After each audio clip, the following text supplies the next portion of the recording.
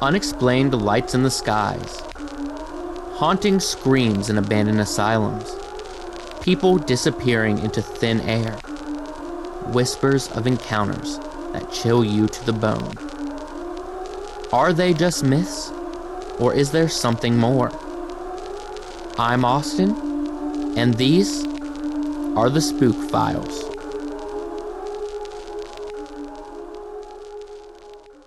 Today, we will be talking about the missing 411 case that haunts me the most.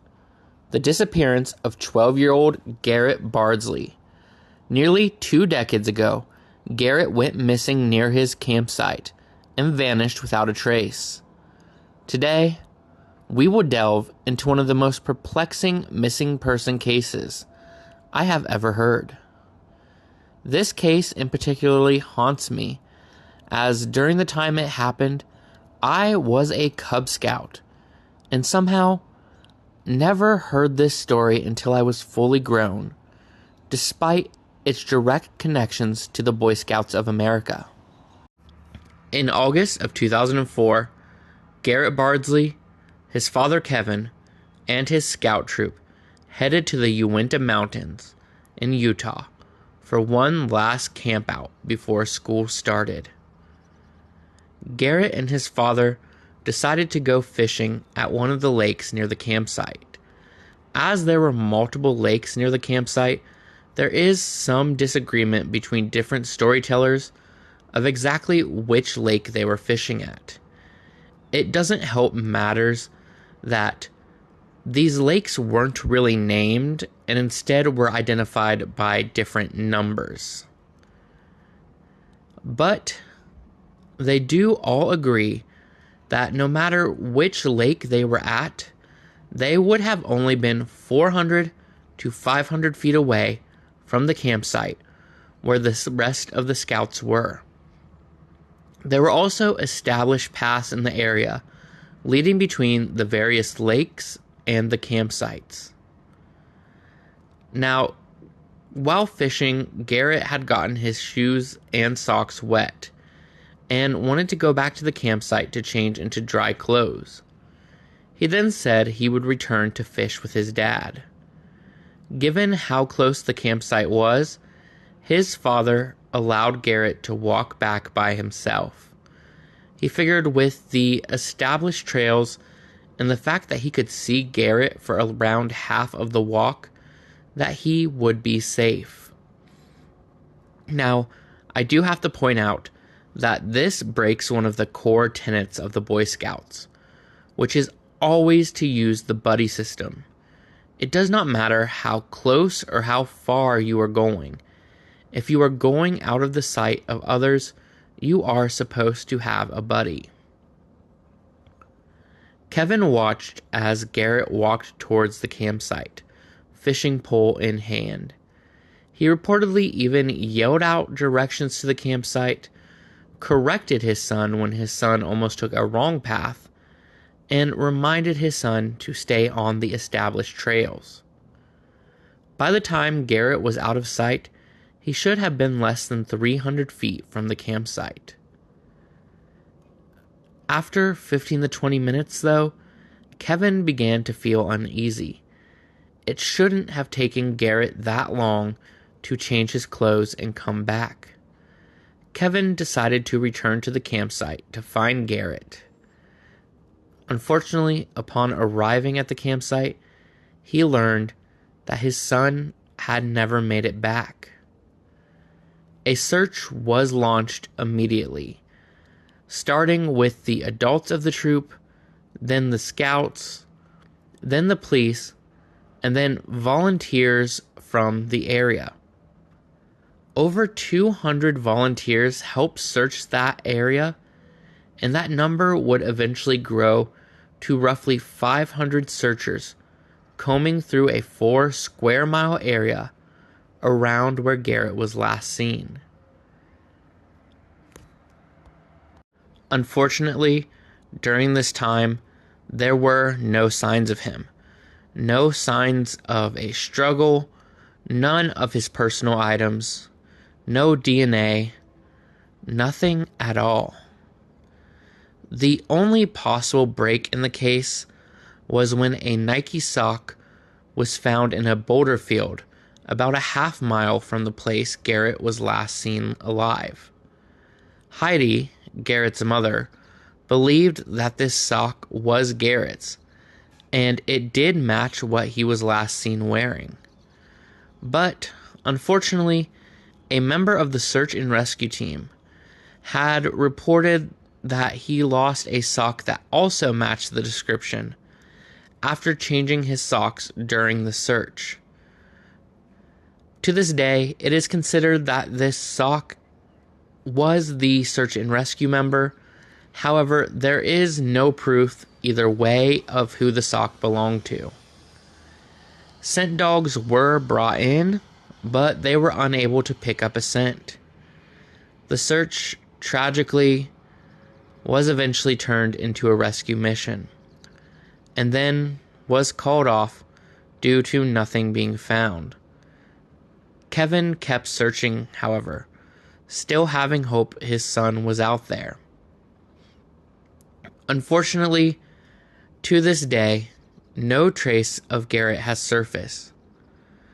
Before we get into the theories about his disappearance, I want to discuss some silver linings that came out of this tragic event. Roughly a year later, another young boy went missing in the same area. Due to the experience they had with searching for Garrett, the boy was thankfully found alive. Kevin actually drove up to the Uinta Mountains to join the search party to help find the boy and to help reassure the family. The family also started a non-profit focused on helping search and rescue teams find missing children. Now that we know the tragic story, let's dive into the theories and possible explanations for Garrett's disappearance.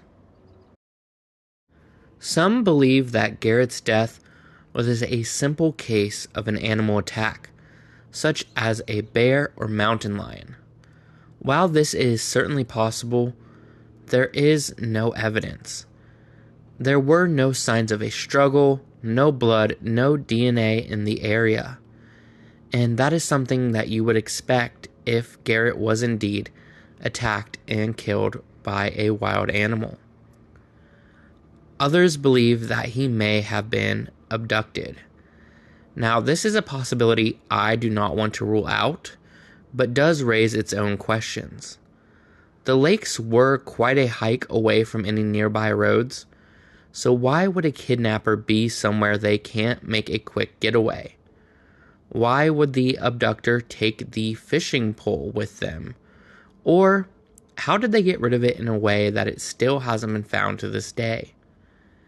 There's also the question of why Garrett didn't put up a fight or why he didn't scream if he was abducted. To me, it only makes sense for him to be abducted if it was someone he knew. Although it is highly unlikely. What if someone he knew and trusted intercepted him before he made it to the campsite and was able to lead him off the mountain?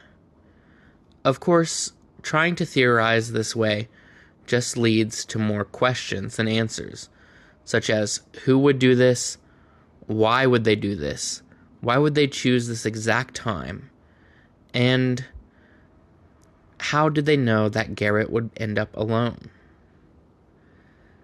Now, finally, the last of the normal theories is that he simply got lost or wandered off. A lot of people love to dismiss this because of how easy it was to get to the campsite, and based off the fact that Garrett was a Boy Scout and did have survival training. While it's true that it should have been an easy walk to the campsite from where he was last seen, it is still possible he did end up taking the wrong trail once he was out of sight. Kevin also reported that he had to correct Garrett on the right trail back to the campsite, which I think makes this theory more likely. As for the wilderness survival training, I will admit, this would give him an edge over most other kids. However, it is important to remember, at the end of the day, he was still a 12-year-old boy. I will also interject that I was around 12 or 13 when I did my wilderness survival badge with the Scouts, and while I did learn a lot, I do not rationally think that young me would have been able to survive an extended amount of time with what we learned. There is also the matter of the search area. While 4 square miles is by no measure a small area, many of the missing 411 cases result in people being found miles away from their location. It is also reasonable to believe that if Garrett did end up lost, he got panicked and continued down the trails, well out of that 4 square mile range. Of course, with simple explanations often turned away, many people have turned to paranormal explanations. Now, let's begin with a detail that I am including in the paranormal section because I've only ever seen it referenced in one place with no other proof. According to this source, as Kevin was walking back to the camp, he did hear the disembodied voice of Garrett say, "Dad," but ignored it. While this detail can add to the spook factor of the case, I do not see a world where a father worried about his kid and actively going to look for his kid ignores the sound of his child's voice. It just does not make sense to me. Now, there is also the boulder field where the Nike sock was found.